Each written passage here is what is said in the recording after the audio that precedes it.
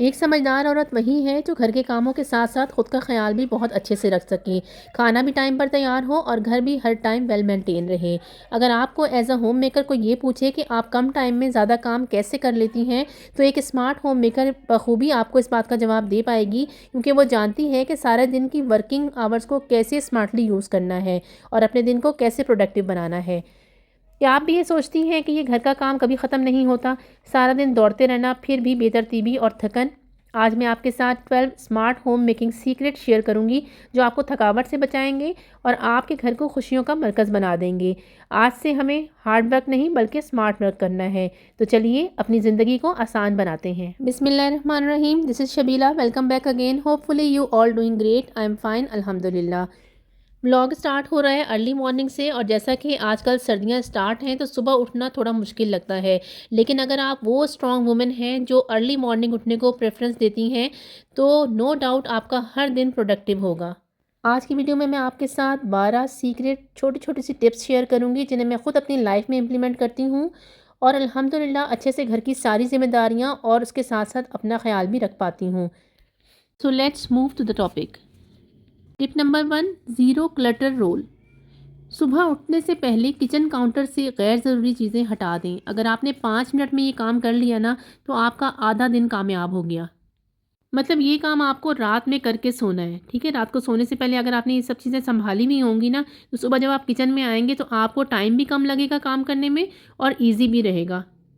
तो आज से ही अपनी आदत बनाइए कि रात में आपने बिल्कुल किचन काउंटर जो है वो क्लियर करके, साफ़ करके, चीज़ों को अपनी जगह पे रख के सोना है, ताकि सुबह जब आप किचन में आएँ तो एक फ़्रेश मूड के साथ आप ब्रेकफास्ट बनाएं। इस तरह क्या होगा, अगर सुबह सुबह ही आपका मूड अच्छा हो जाएगा ना, तो आपका पूरा दिन अच्छा गुजरेगा और आपको काम करने में मज़ा भी आएगा।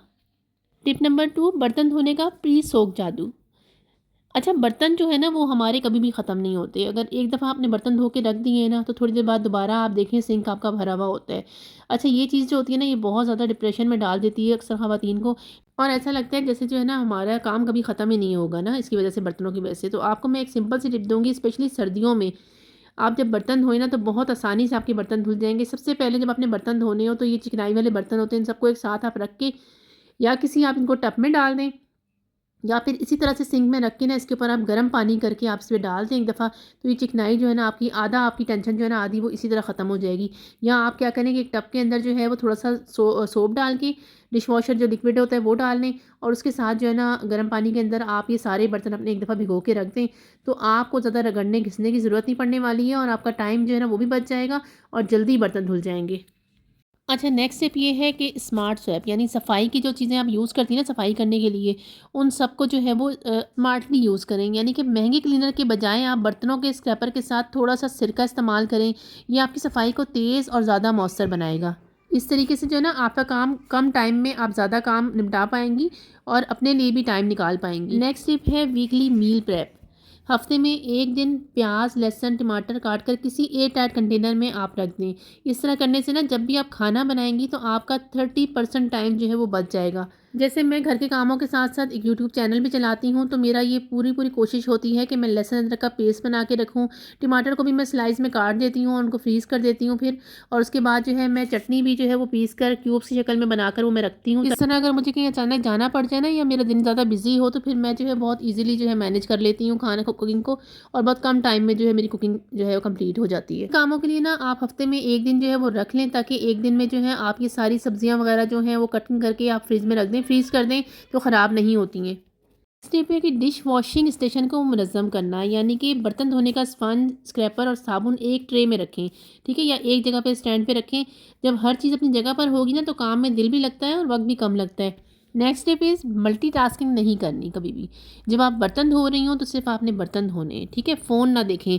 बर्तन धोने का काम एक साथ कंप्लीट करें, फिर कपड़े तय करने का काम अगर कर रही हैं तो सिर्फ कपड़े तय करें, फ़ोन ना देखें साथ कपड़े तय करते हुए या इस्त्री करते हुए, और कोई काम ना करें। बस आपने ये काम जो है फ़ोकस है करना है, तो आपका बहुत जल्दी ये काम पूरा हो जाएगा। अगर आप कपड़े धोते हुए या बर्तन धोते हुए बार बार फ़ोन या यूज़ करेंगी ना, या फिर कोई वीडियो सामने चला लेंगी और उसकी तरफ बार बार आपकी नज़र जाएगी, तो आपका जो टाइम है वो डबल हो जाएगा इस तरह से।